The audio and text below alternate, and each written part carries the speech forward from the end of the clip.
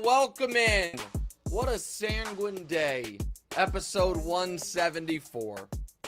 Today is a special day on a lot of fronts. Today is the 6-year anniversary of the television show. Okay. Just getting to 6 years on TV is, not to sound like a jerk, but an amazing accomplishment. Yeah. I remember standing on Chris Carter's balcony in Los Angeles right before the show launched, before we moved to New York, and saying to him, like, man, I hope we can do this for 7 or 8 years and see what's what. And I remember Chris saying, man, that's a hell of a, runway you're talking about.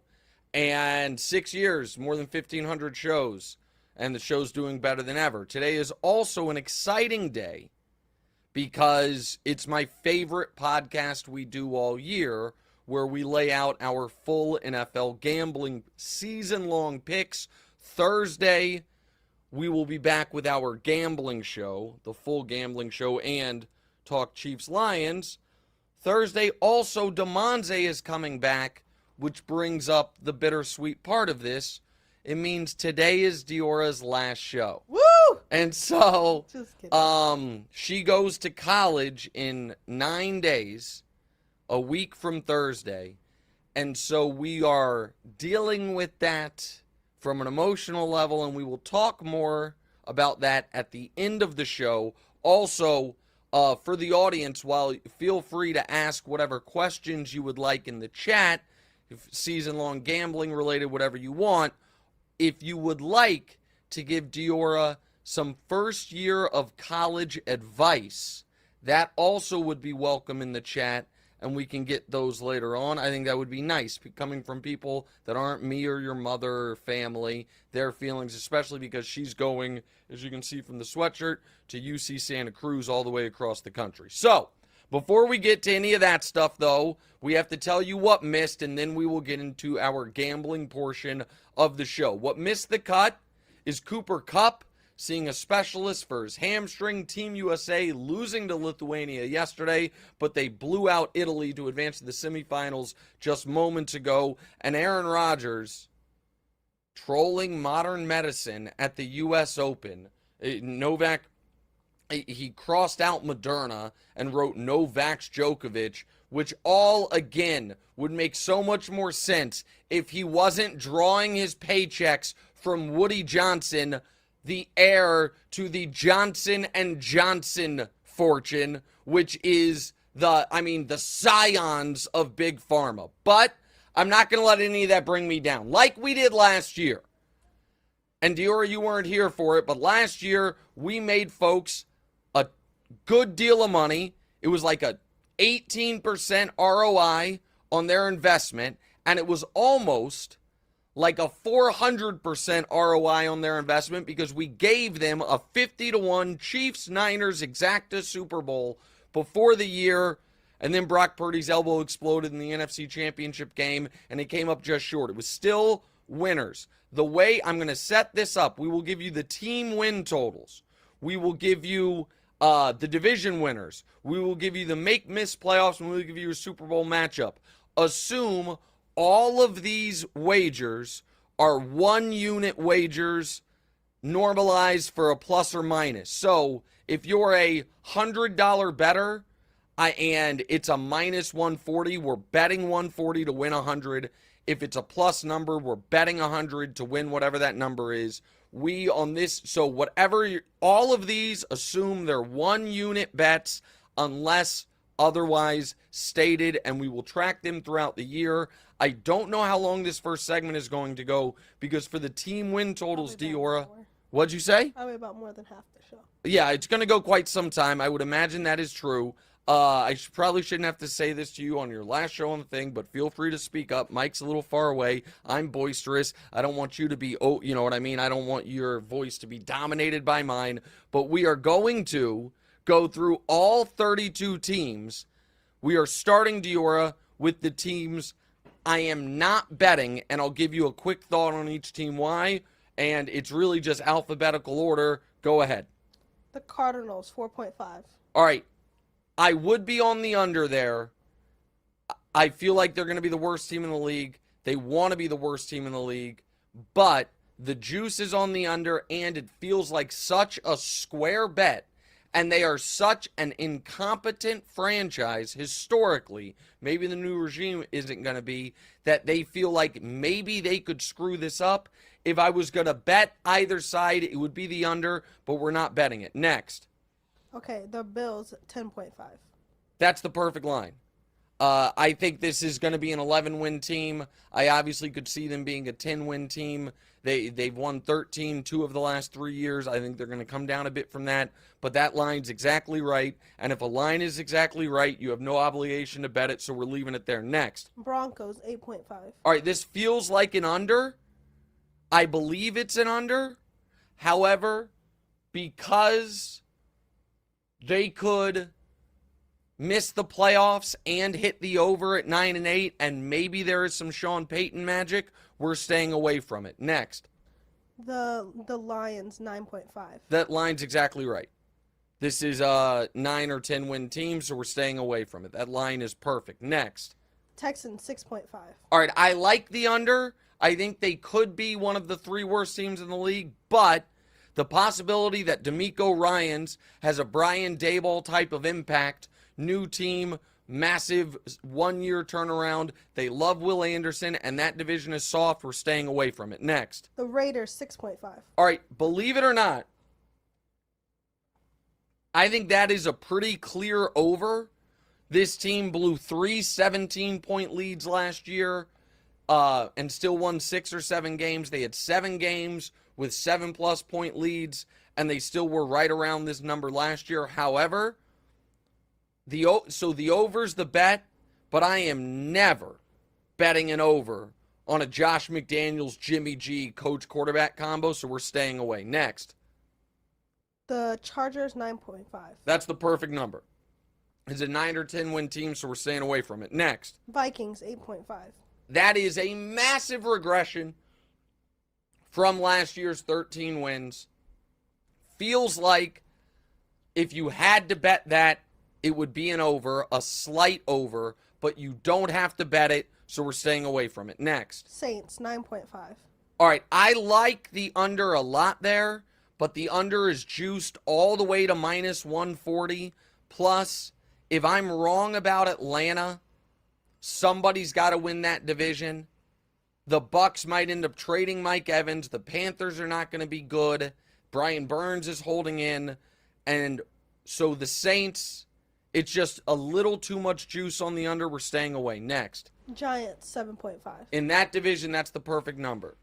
They're going to let Daniel Jones do more this year. That probably will hurt them because of some of the strengths of the team and Dable. I still think they're not going to have some horrible season. That's a stay away. And in fact, I'll just tell you the last 3 in this category. Bucks 6.5, Titans 7.5, Commanders 6.5. Those are all to me just stay aways. Those are teams, the variance too much. The line is just about right. We're staying away from all of these. All right, now we're to a category where these are all teams, I'll tell you right now, I like the under on, but not enough to actually bet it. What's the first one, Diorra? The Colts 6.5. I like the under. The juice is only minus 104. Fading the Colts feels like smart business, but maybe Anthony Richardson by mid-season has developed enough that the raw talent takes over. It's a soft division. I thought about including it. We're staying away from it. Next. The Rams 6.5. I love the under, but 2 games against the Cardinals scares me a bit. If Stafford's healthy all year, maybe Sean McVay wills them to somewhat respectability, and the juice being 134, just too much. I thought about including that in the bets, but if it was minus 105, I'd probably bet it. Minus 135, I can't, but I trend to the under there. I trend to the under on this entire category. All right, next. The Bengals 11.5. All right, I like the under. I don't see why this team would win 12 games. I know they did last year. I understand. But I feel like the division is tougher. Burrow missed training camp again. It's a brutal schedule. But the juice on the under is 144. So we're staying away from it. Next. The Browns 9.5. This is such an obvious... I'm going to regret not betting this. This is such an obvious under. Even at minus 135 juice, I don't mind it. I wouldn't mind it. I know this sounds dumb. If this total was 8.5, I think I'd bet the under. 9.5 seems like such a trap, such a free money. You know what? I want to include it. You know, I'll get the Browns in elsewhere. The Browns under 9, the fact that the Browns could go 9-8, which would be the second best year they've had in 20 years, and the under would still pay, just seems like a trap. So I guess I'm staying away from it. Next. Okay, the Panthers 7.5. The under there is minus 120. I can't see a reason that this Panthers team would win 8 games. I like the under, not quite enough to bet it, and I want to root for Bryce Young, even though I'm not a huge believer because of his size. But the Brian Burns thing is scary. It is such a soft division, but they were right. You know, they were in the playoff race last year despite horrific quarterback play, so we're staying away from it. Next. The Ravens 10.5. I like the under there. I have the Ravens missing the playoffs, but I don't feel quite strongly enough about it to bet it. The AFC's really tough. I think they're a 9-win team, but we're staying away.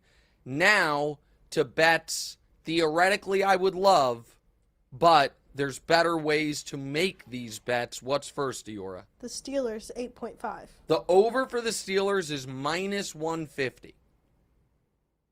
I love the Steelers to keep Mike Tomlin's streak alive of winning 9+ games. But rather than laying juice on the over, there is a better way to make that bet. More on that in a moment. Next. Okay, the Dolphins 9.5. Similar situation.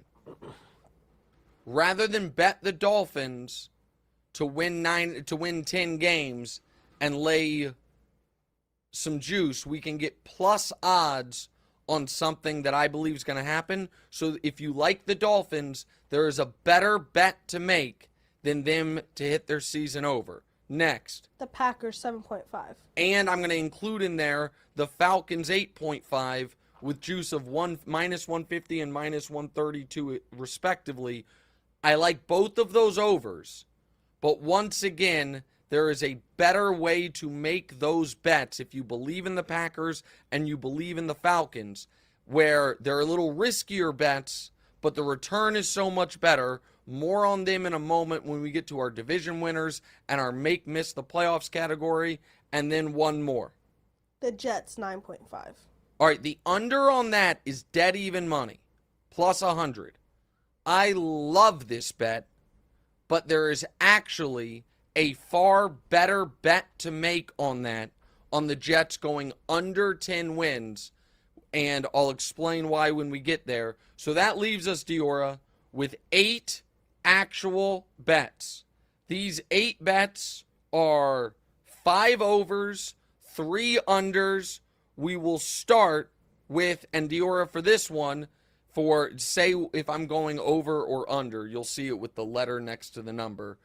The first bet we're making is what, Diorra? The Bears 7.5. Under. Under. Plus 100. Why would the Bears win 8 games? Everyone's like, oh, they spent all this money this offseason. I hope so. They had the worst record in the league last year. The offensive line, even though they've invested in it, has now dealt with some injuries. That defense is going to be a train wreck. They could have an awesome season where you feel great about Justin Fields and still hit the under. 7-10 for the Bears would be a massive success. Plus, I don't think there are any gimmies in that entire division. While I don't think there's any great teams in that division, every other team in that division knows if we're going to have a good season, we've got to beat up the Bears. I know the schedule's not that tough, but they could triple their win total and hit their under. We like the Bears under 7.5. Next, Diorra. Okay, so the Cowboys over 9.5. So the Cowboys over 9.5 is minus 162. That's, I apologize to the viewers and to the producers. I should have let them know. That's not the actual bet we're making. Instead, we are going to up the win total by one game. The Cowboys over 10.5. And instead of laying minus 160, we're going to get plus money at plus 115.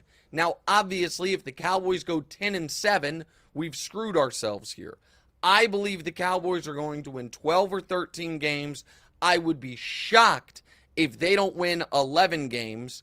And if they have the season from hell, they probably miss the 9.5 over as well as the 10.5 over. So we, instead of going Cowboys over 9.5, we are going Cowboys over 10.5 at plus 115, and we are doing something similar with the next team, Diorra. What's the next team? What's the number? And then what's the number we're actually going with? Jags over 9.5, but we're going to do Jags over 10.5. Exactly right. So the Jags over 9.5, you have to lay minus 144. Why would I do that when the Jags are going to win 12 games? I would rather do the Jags over 10.5 and get plus 145. So instead of having to risk $1,400 to win 1,000, I can risk 1,000 to win 1,400. Again, if they go exactly 10-7, obviously that screws you. That's not going to happen. This Jags team is going to have a top 5 offense in the worst division in football. They are winning 12 games. They are going to be the 2 seed. The Jags over 10.5. Next. Okay, the Chiefs over 11.5. Yeah, it's minus 135. Don't care. They win 12 games every single year. Literally. No, I believe you. I'm not doubting you. No.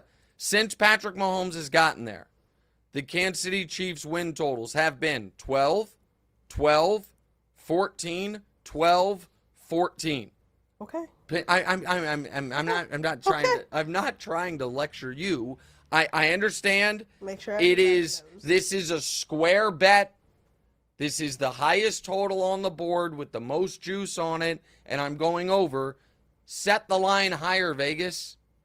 It's a 17-game season. Find me 6 losses for the Kansas City Chiefs. You can't. Never a doubt. Thank you, Diorra. Yes, absolutely. Also, the audience, I don't know if the audience can see, but Diorra is sporting a tattoo as well, done totally without my consent or permission. You liar. Don't do that. Don't do that. The sidebar in the middle of the gambling picks, amazing parenting moment. So I had a long rule, which is if you get a tattoo, it means you're a full-blown adult, which means you're totally financially independent. And I held your brother to that standard.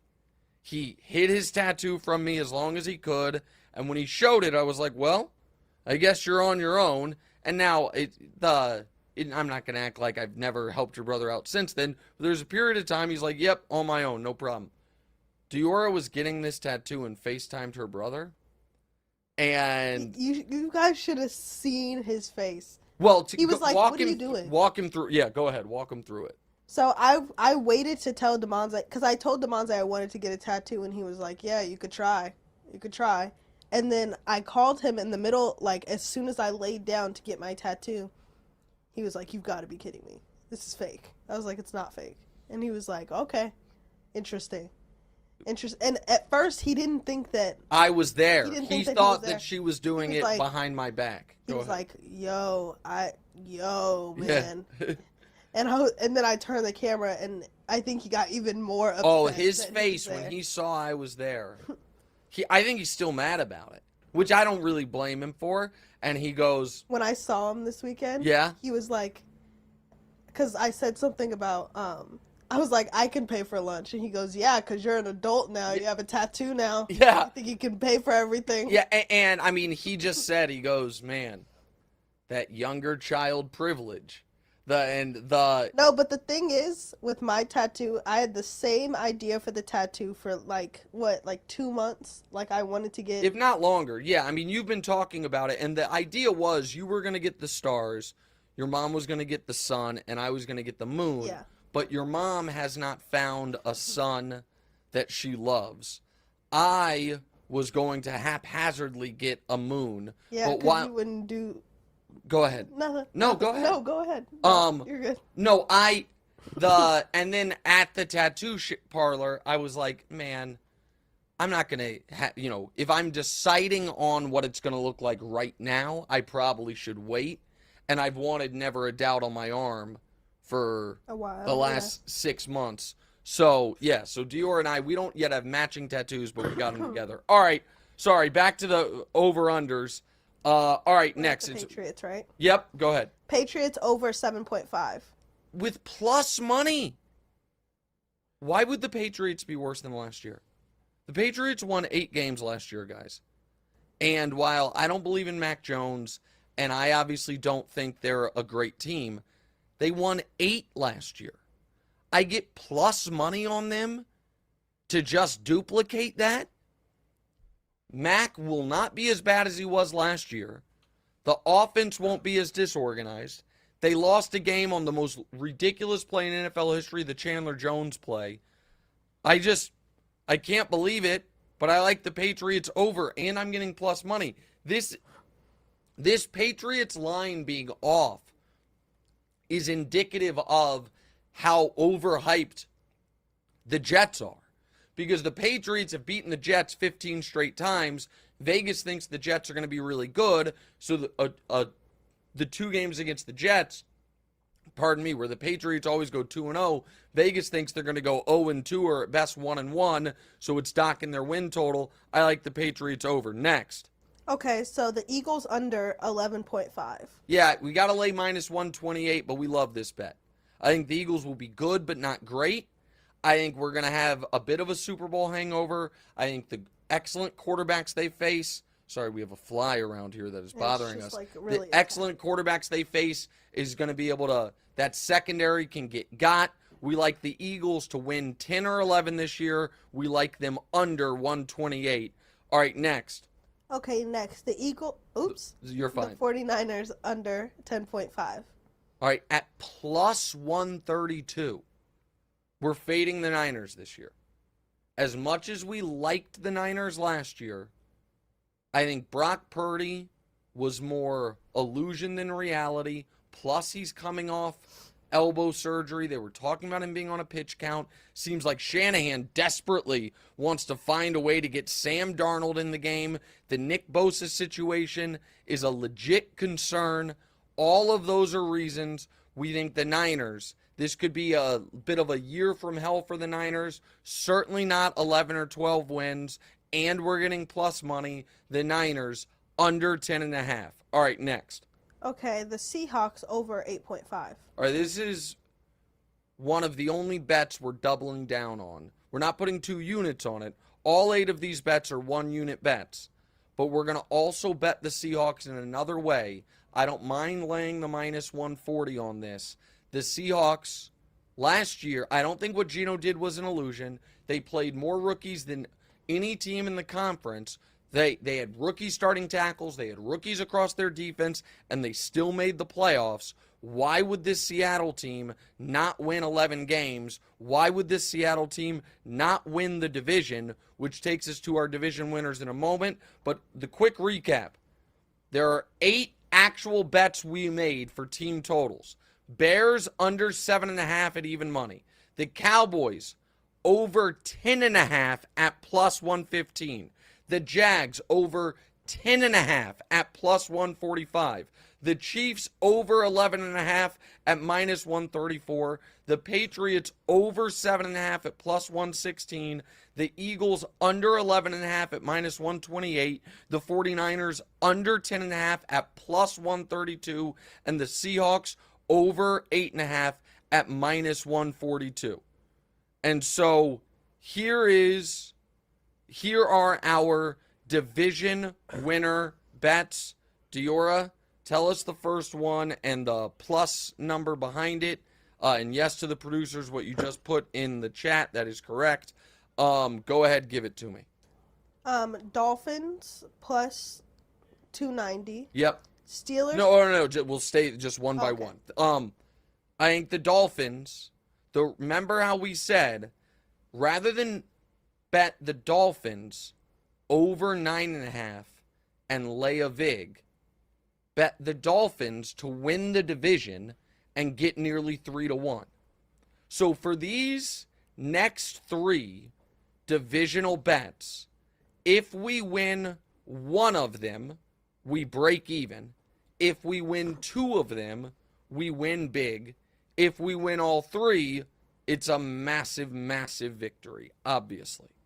So the Dolphins, if Tua is healthy, they absolutely can win 12 games.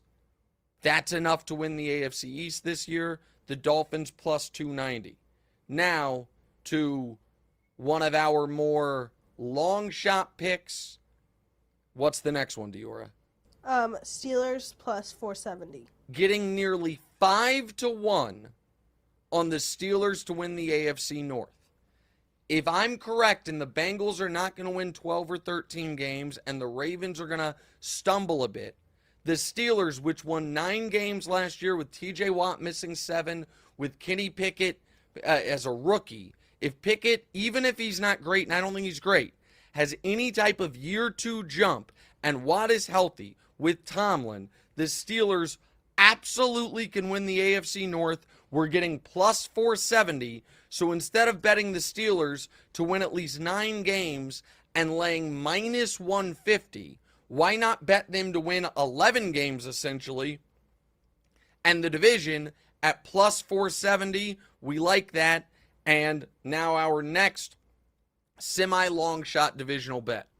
The Packers plus 350. Yeah, so the Packers, if you think Jordan Love's going to be fine, they're going to have a good running game, they're going to have a good defense, those young receivers, kind of pop.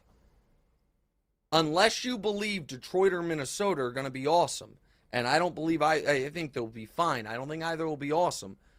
I could bet the Packers to win at least 8 games at minus 150, or the Packers to win 9 or 10 games. 10 will probably be enough to win the division, and get them at plus 350. So again, Dolphins plus 290, Steelers plus 470, Packers plus 350. If I'm right on one of those, you break even or win a little bit. If I'm right on 2 of them, big win.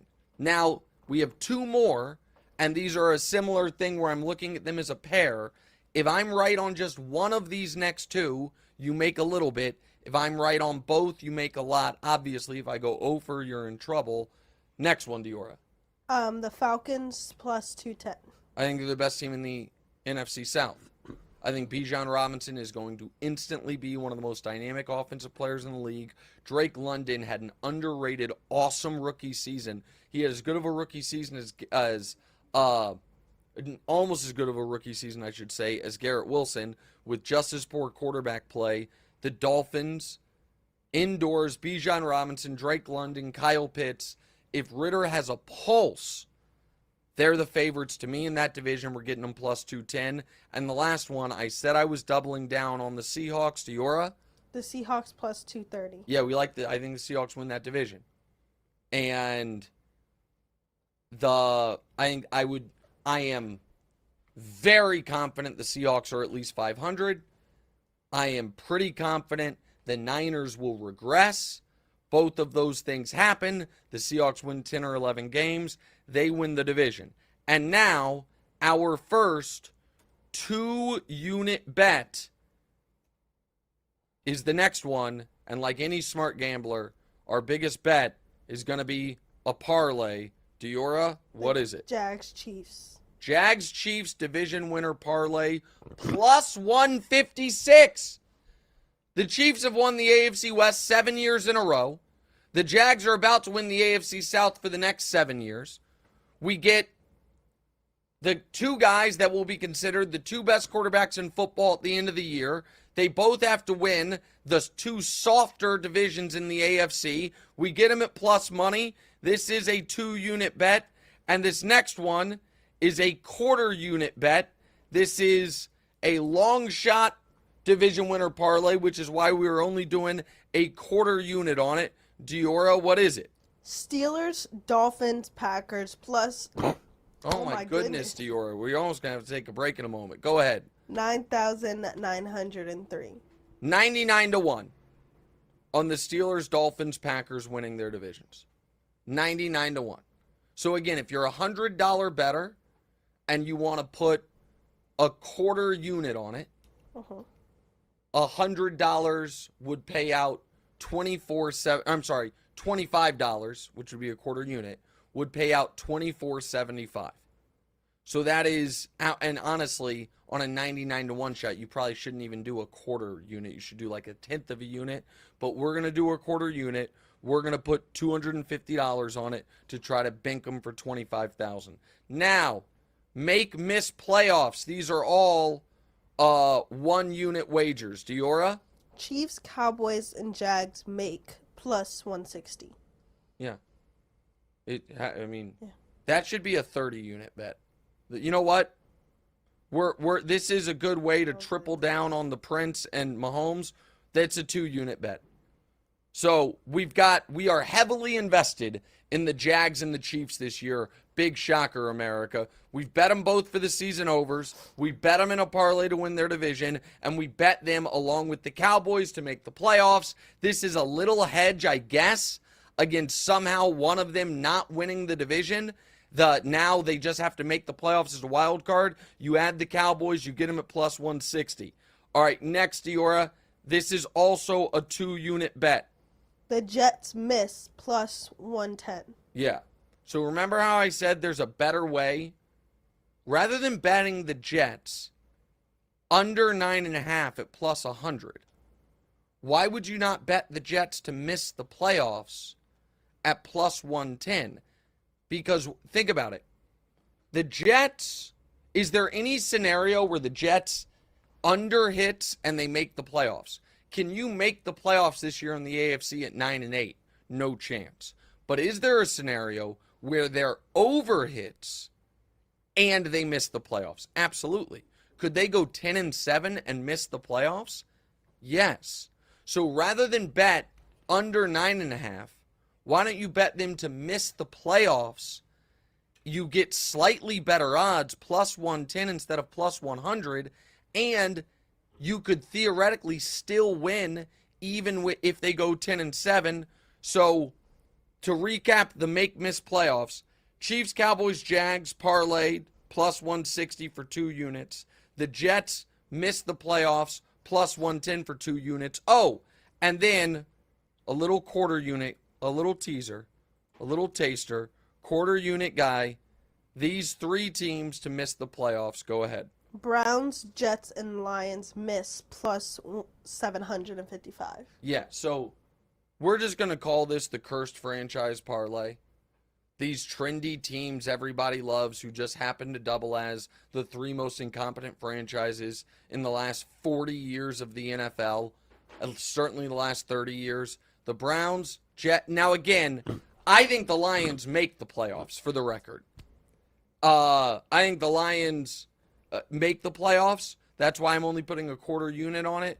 But there is so much hype around the 3 worst franchises in NFL history that the odds, the fact that we're getting plus 750 on these 3 teams missing the playoffs seems crazy to me. So we're going to do that. And now, Diorra, and as always, even though these are super long shots, we are putting 1 full unit on both of these. This obviously can make it far more difficult to eke out a profit on our season-long bets, but it also gives us a chance to bink massive wins. What is our Super Bowl matchup? Chiefs Cowboys plus 30-50. 30-1 on a Chiefs Cowboys Super Bowl exacta. The Chiefs are going to go undefeated, so that one's obvious. I really like the Cowboys this year, as we've discussed on the show. Especially, it's almost a process of elimination pick in that I don't believe in Purdy, and I think the Eagles regress a bit. We get 30-1 on the Chiefs Cowboys, and then the exact Super Bowl, and you can bet both of these anywhere you want. The exact Super Bowl, what is it, Diorra? Chiefs over Cowboys plus 5,000. 50-1. Last year we had the Chiefs Niners at 50-1, and then the Chiefs over Niners at 80-1. We now have the Chiefs over the Cowboys at 50-1 as our Super Bowl exacta. There it is. We did that in 40 minutes, Diorra. You almost coughed up a lung, but aside from that, it was spectacular. There is our NFL gambling preview. I can't believe we are 2 days away. We get into my weekend of high-stakes gambling, my breaking news on Chris Jones, a little Caleb Williams, and some tennis. All next before we get to your guys' questions and advice for Diorra on her last show. It's all next. Quick break. Right back. What's right?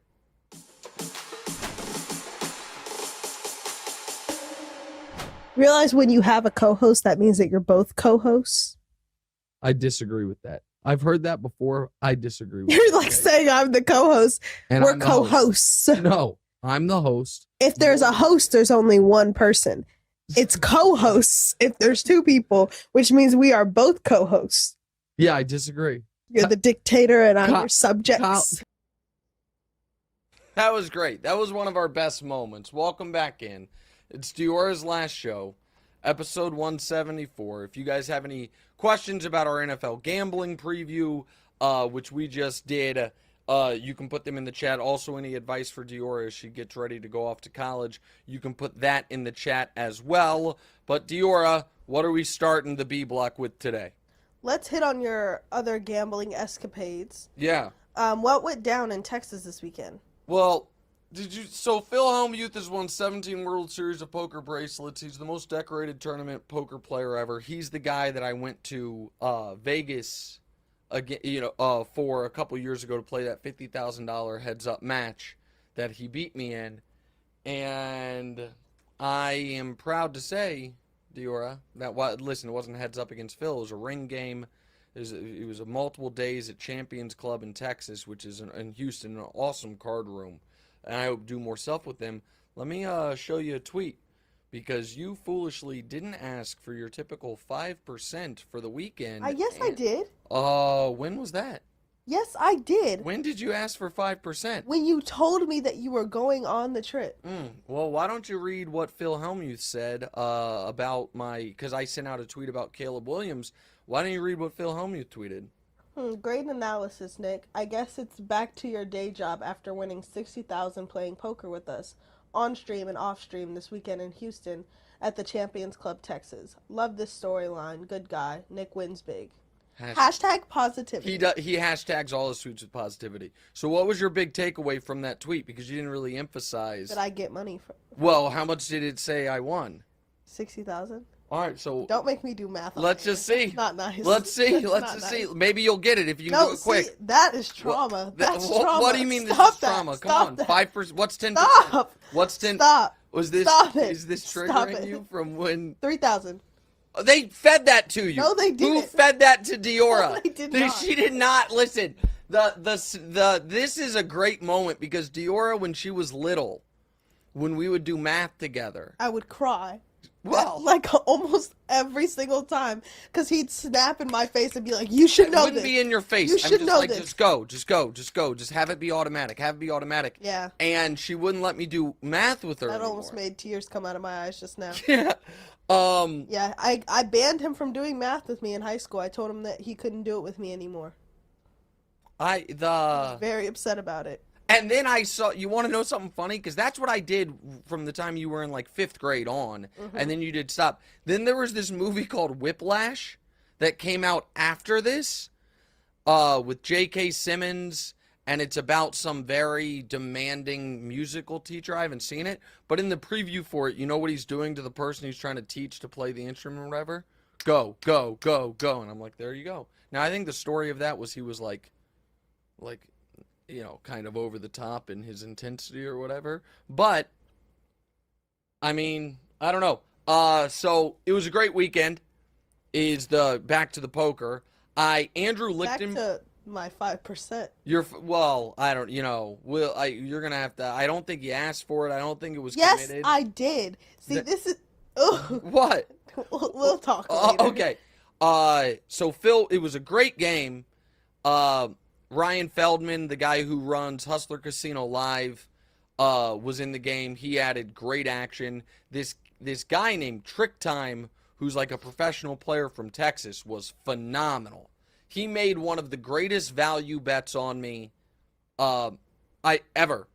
And I'll tweet out some of the clips of it. You can go to Poker Go's Twitter because it was all live streamed. Also, if you want to watch all 10 hours of the game Saturday and Sunday, that's on there. Now, to be clear, I didn't win anything close to 60 in the live streamed games. I lost 10 the first day and won 20-ish the second day. But in between those, there was a late night PLO game that played really big that I bought in for just a little bit and ran it up huge, which speaks to what, you know, Phil's comment about how much money I made. Phil wasn't playing in the PLO game, but it was a ton of fun. Oh, and one of the best players, in my opinion, in the entire world, a guy named Andrew Lichtenberg, who goes by Lucky Chewy, who has won 15 million playing poker, or Lichtenberger, pardon me, who was honest to God, and you're gonna laugh. Gosh, Diorra's gonna laugh at me. And this is, I'm gonna laugh saying this myself because I'm just setting myself up to be mocked by you. But guys watching this podcast, especially guys my age, will understand it is rare as a grown man to make a new friend. Like, it's hard to, like, make friends. Like, you work with people, you have your wife, you have your kids, whatever it is. I feel like I actually made a new friend in Lucky Chewy. I knew you were going to make fun of me. But his reputation in the poker community is he is one of the kindest human beings in the world. He wrote a great book called The Yoga of Poker about kind of combining the concepts of yoga and mindfulness and meditation into poker. He's also one of the most brilliant people I've ever had the pleasure to spend time around. And we talked poker and poker strategy and kind of life all weekend. So it was great. Winning the money, obviously, was, you know, a cherry on top. But the Champions Club down there in Texas was great. Spending time with Phil was a ton of fun. I now don't have... give each other a hug afterwards? Me and Hellmuth? Yeah. We hugged when we saw each other. Aww. We're buddies. But the last time I saw Phil was like one of the worst moments of my life. Losing that heads-up match because I should have won it. And I think I played really well, and particularly in the PLO games, which is the game I'm better at. And I was really happy with it. And I also... shout out to Brent Hanks and Jeff Platt, who were doing the commentary and did a brilliant job, as they always do. Again, it's worth watching the live streams. And Lucky Chewy and his business partner, Victoria, who has a very interesting life story. She's from Ukraine, was a chess champion, built a tech company, sold it, and now she and Chewy and others, I'm not sure if I'm supposed to say who else is involved, they're building a poker company called Octopi Poker that I hope to continue to be involved with in some capacity. It was great. And so, shout out to all those people. Shout out to me for playing with some of the best in the world and booking a win. Very happy about it. And I hope to be back there again. Maybe we do the podcast live from the card room down there one time. That'd be fun. I mean, you're going to be in college. Are you going to let me do the podcast when I come back for breaks? Yeah, of course. When it's not football season. Football season's too important. No, really? So during the summer? Spring break. Spring break in the summer. All right, next. Okay, so Chris Jones is still holding out. The Lions QB Jared Goff. Goff Yeah. is one statistically. Yeah, it's written poorly. Is one of the best in the game with a clean pocket. Go ahead. If the Lions win, who will have more regret? The Chiefs not caving to Chris Jones, or you for getting your tattoo? All right, Diorra, how much do I have any doubt about the Chiefs beating the Lions? Never a doubt. Did I ever have any doubt? Of course not. They're going to be, listen, Patrick Mahomes in week 1 as a starter, the Chiefs average 38 points. He has 18 touchdowns, 0 picks. They win the games by an average of like 17. I'm not worried about week 1. Week 2, I love Jacksonville. That defense cannot slow down the Chiefs. I'm not worried about them in week 2, and week 3 is Chicago. So the Chiefs have some time here. But I broke some news yesterday about the Chris Jones situation, and it's very simple. Chris Jones wants a 2-year extension, fully guaranteed, for $64 million. That's $32 million a year. That's a new money average of $32 million, obviously. That's more than Aaron Donald's $31.7. The Chiefs have offered him a 2-year extension at just under $55 million. It's $27.25 million per year, fully guaranteed. That is of a new money average of $27.25 million. Quinnen Williams' deal is $24 million a year. Jeffrey Simmons' deal, $23.5 million a year. Now, my friend Mike Florio is my friend. I've known Mike since I did radio in Kansas City. He is reporting the same thing, but has a very different perspective on it. What Mike is doing is Mike is taking those 2-year extensions, be it $54 million or $64 million, adding them to the year Chris has left on his deal and averaging it out from there. And he's doing it because Aaron Donald, when he got his deal, the Rams ripped up the end of his deal and gave him a totally new deal. I don't think that is typically how these new deals are calculated. So I will give you an example. Quinnen Williams, when he got his new deal, it was 4 years, $96 million. That's an average of $24 million a year. That is exactly what was reported, $24 million a year. However, he had a year left on his contract that was going to pay him $10 million. So if you add those two together, $12 million. Instead of being a 4-year, $96 million deal, it's a 5-year, $108 million deal. And that then, of course, changes the math. That then, instead of being an average of $24 million a year, it's an average, what's 108 divided by 5, Diorra? 21.8. It's an average of $21.8 million a year. So if you want to talk new money average or total average, I'm not really trying to have that semantic debate. What I know is the Chiefs have offered 2 years, $54.5 million, fully guaranteed.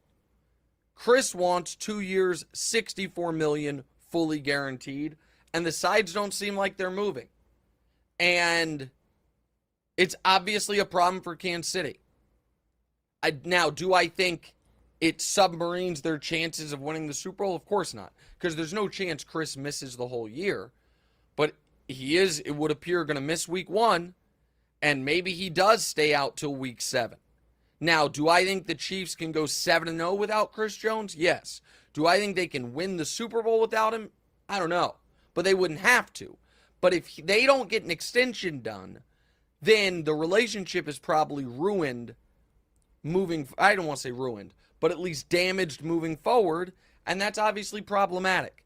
So I'm not going to act like this is great, everything's all sunny, but that's the details on it. That's where we're at with the Chiefs and Chris Jones. You have a follow-up question? Yeah, preseason Super Bowl tattoos never pan out. Did you jinx the Chiefs by getting your tattoo?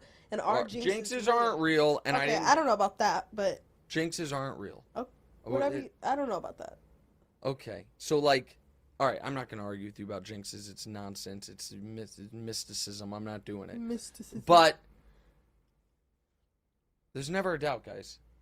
And this is going to go down as an all-time legendary sports media moment when the Chiefs win the Super Bowl, and I have the video of me in our season picks show on television showing before the year the Never a Doubt tattoo on national television. Now, and I'm going to be totally honest with you guys, because we unveiled the Never a Doubt to go along with the 20-0 pick. As long as they win the Super Bowl, this tattoo was correct.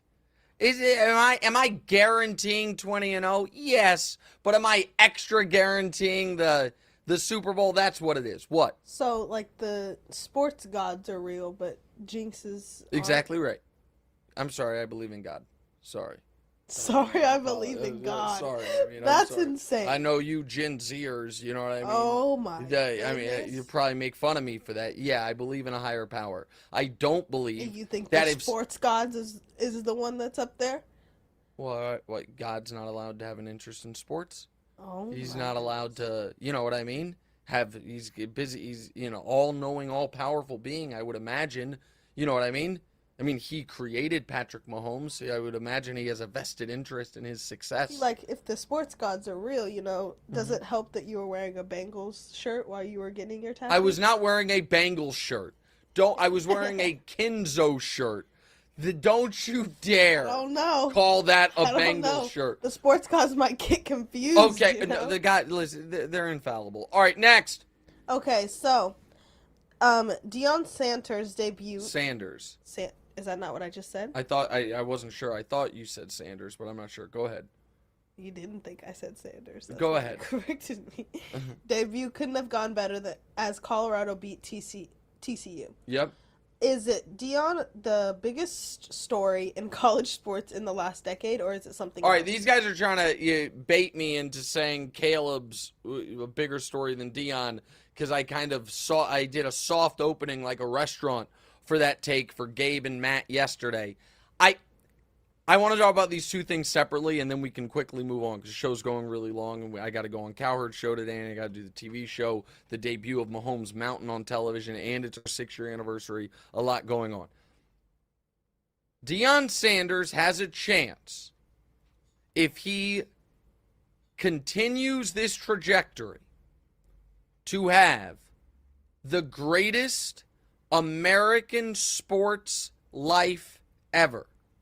So this is what's fun. Diorra is one of, the only person involved in this podcast who as from a viewer or a worker perspective, doesn't know the story of Deion Sanders. So I'm going to be able to watch the amazement grow as she goes on. Okay, Deion Sanders, Diorra, in the 80s, one of the greatest high school football players ever, goes to Florida State, is the greatest college defensive back to ever play, is then part of a draft that now goes down in history as the greatest top 5 picks in NFL history. The number 1 pick was Troy Aikman. He won 3 Super Bowls. He's a Hall of Famer. Number 2 pick, Tony Mandarich, didn't work out. The number 3 pick, Barry Sanders. A lot of people consider him the greatest running back ever. The number 4 pick, Derek Thomas, the greatest Chiefs defensive player ever, Hall of Famer, died in a car wreck during his career, but still one of the greatest players ever, even though his career was cut short. The number 5 pick, Deion Sanders. Deion was the first guy who had like a televised draft party wearing this is again in the 80s, wearing hundreds of thousands of dollars worth of gold chains, saying basically, I'm going to go where the money goes. Comes into the league, Diorra, is instantly the best defensive player in the entire sport. Some would argue he's the best defensive player in the history of the sport. Everyone acknowledges he's the best corner in the history of the sport. While doing that, he also occasionally played wide receiver. So he played offense and defense, was the only guy in the league doing it. While doing that, also returned kicks and punts, and many people consider him the greatest kick and punt returner ever. He then went from the Falcons to the 49ers, helped them get over the top and win the Super Bowl, because the Cowboys had won the previous 2. He then went from the Niners to the Cowboys, and the Cowboys won that Super Bowl. While doing all of this, He played professional baseball, played in the World Series, played pro baseball for 10 years, was awesome at that as his side job. One day, he played in an NFL game and a Major League Baseball game in the same day. He then retires, gets into coaching, goes to Jackson State, the historically black college your mom and I went to the big game at a couple years ago, instantly makes them the best team in their conference. They go undefeated in back-to-back years in the conference. Jackson State, historically black college, has never gotten the top recruits. They go to the biggest schools or whatever. The number one player in the country was a defensive back that wanted to go to Florida State because of Deion. Deion convinced him, instead of going to Florida State, to go to Jackson State with him. Deion then left Jackson State for Colorado. Colorado won one game last year.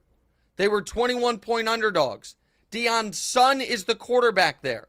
They just played TCU and beat them as 20-point dogs. TCU, meanwhile, while Colorado won one game last year, TCU was in the national championship game. So if Deion has a great coaching career and he goes from all-time legendary college player, all-time legendary pro, one of the GOATs in the entire sport, the GOAT cornerback, maybe the GOAT defensive player, the GOAT two-sport athlete, and then also adds great coach to it, it's the greatest sporting life ever. With all that said, the best story in college football this weekend was the USC quarterback Caleb Williams. He was doing a Patrick Mahomes impersonation. I called him one of the 5 best quarterbacks alive, and I might have underrated him. Diorra was at the tailgate for that game. If she would have told me ahead of time, I would have bought her a ticket to go to the game because Devontae told me he had 2 tickets, and I didn't even use it. Real? Oh my goodness! You could have seen Caleb Williams put on a show. All right, last one, Diorra. Okay, so you, Deanna, and I stopped by the U.S. Open last week. Yeah, with Mark Carmen. Shout out Mark Carmen, CHGO Chicago. The highlight of the trip is you were turned into a meme. Yeah, the U.S. Open, shouting me out. Go ahead. What's your favorite story of the tournament? Coco, the American men, or Djokovic, Alcaraz? Good job. Djokovic Alcaraz is, you were on a collision course. I'm super excited for it. Also, that clip was so hilarious because The part is I was cropped out. Well, yeah, I mean, it is. Diorra was 2 rows ahead of us in the front row, and so she's not on there. But the funniest part about that was mid-match between Ruud and Zhang, live bet Zhang. My entire section was rooting for Ruud, which is why I'm the only person standing and clapping after that point. But the American men succeeding the way they are, the fact that there are 4 Black Americans on the men and women's side this deep into the U.S. Open for the first time ever is unbelievable. With Tiafoe and Coco and Madison Keys, one other that I'm forgetting, my apologies. But Djokovic Alcaraz is the story of the tournament. And if that's I just wish the U.S. Open would move their schedule back 1 week, because the men's final being on the first NFL Sunday of the year is ludicrous. Great point. Thank you. I can't go to it. No, it gets no coverage. None of it. By the also, by the way, the Spanish women's soccer coach Jorge Vida, just got fired. The producers are putting that in the rundown. They win the World Cup. They fire the coach. They got a lot of controversy going on there. All right. Coming up next, we say goodbye to my daughter. It's next. What's right?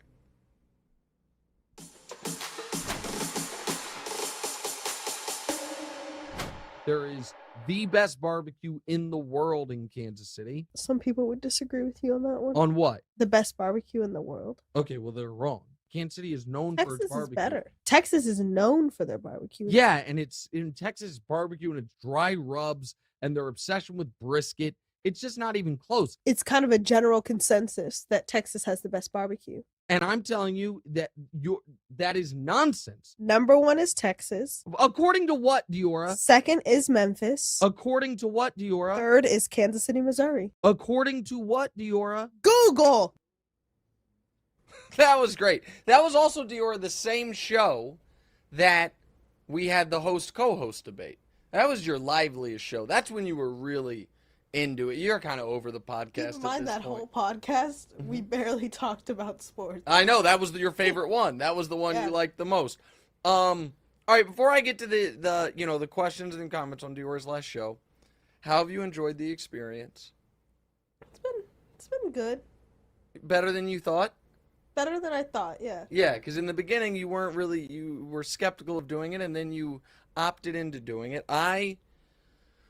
Well, I'll save my thoughts for the end. So the advice for Diorra, Gabe asks, how have I not seen Whiplash? I know, I should have seen Whiplash, especially because I'm in a movie with J.K. Simmons. The movie that J.K. Simmons is a college football coach. I'm one of the main components of that movie. Gabe also asks if Diorra has seen Pulp Fiction and did it play a role in her college choice. I don't know what the movie's about. The answer is no and no. This is why. Remember that picture was in their bookstore there, that UC Santa Cruz Banana Slug shirt. Okay, well, it's an iconic picture and it kind of put them on the map. Is in the gift shop. Yeah, it's also, some people would consider it the greatest movie ever made. Doesn't matter. Steve Giannotta, pardon me, do not take morning classes. Tough waking up at like 8 for classes. Don't worry. My earliest class is at 10:30. Your earliest class is at 10:30, and you're on the West Coast, which means, like, you're not going to be up most days till like noon East Coast time.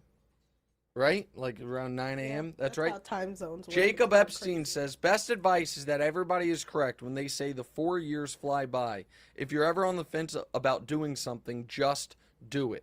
Yes, get involved. Get involved, get involved, get involved. Sale Kyer says, first year college, it's so easy to just fail because of a failure of scheduling. Do the full week-to-week schedule to prep for midterms, finals, and also get in study time. What's your biggest concern on the academic side as far as like scheduling stuff out and doing things? Just getting from class to class because it's a huge campus. It is a sprawling campus and you have to take like buses everywhere, all of it. But what's the shortest window between classes that you have? Like 40 minutes. 40 minutes, yeah. So it's such a big campus that you could have 20 minutes between classes and have it not be enough time. Raymond Sierra says, Diorra, get involved in everything you want to in college. Time to find yourself and have fun. Cole Draper says, good luck. Best advice I can give you, wish someone had told me, is prioritize your mental health, especially when you're figuring out your workload. Cole, while I agree, I wish that was advice that was given a long time ago. I promise you, this younger generation, for good, for almost all for good and a little bit for bad, they do not have they have no qualms about needing, rest and recuperation time and prioritizing their mental health. It's probably one of the smarter things that Gen Z has figured out better than the rest of us. Henry Bean, this is great, says, get comfortable being uncomfortable. One of the best ways to grow is to put yourself in new and sometimes uncomfortable situations. I think Diorra is excellent at that. And then this is the most important one. Ben Thomas, call your parents, even when you don't want to call them. It's more for them than for you. Well, Diorra, you and I have already talked about this. We're going to talk every day, once a day. We don't have a text. No, it doesn't have to be a call. It doesn't have to be a FaceTime. It doesn't have to be call. I have to hear your voice. No, you don't. I have to hear your voice every day, obviously. And it's just like a 20-minute. 20 minutes? Just like a 20-minute chat. Are you insane? What do you mean? What do you Talking to you for 20 minutes? What do you mean? It sounds wonderful. I'm not. This is. All right. I'll give my thoughts here in just a moment. But the Blue Duck folks, I believe, have something that Jake is going to bring to you. They have a little farewell gift for you. And so if Jake can, or if we can give this to Diorra. There you go. Jake doesn't want to be on camera. There's Jake. Hi, Jake. They've got, what is it, Scoot? Levain Bakery cookies. Oh. I also got a Starbucks gift card. Oh, wow. And a barbecue gift card. Oh, wow. Very quite the team here. Very nice of the Blue Duck folks. All right. In all seriousness, You have done a wonderful job. Thanks. Not just on the pod, but in everything preparing for this stage. And I'm not gonna cry on the air. I'm just very proud of you. Thank you. We're all just very, very proud of you, and I'm gonna miss you so much. Don't cry. I'm not gonna cry. I was gonna save that for when we move you in. I just love you, and these last 6 months being able to share this stage with you and being able to spend this time with you is just such a wonderful gift. And I really, really love you, baby. And I'm so proud of you. And your mom and sister here, so we're gonna do a group hug, and I'll see you guys on Coward Show today, and then 6-year anniversary show today on television. We love you, Scoot. Come here, Dan, Pooh, and Deanna. Your brother's hugging, via far away. Love you. See you guys next week. Or see you Thursday for the gambling show.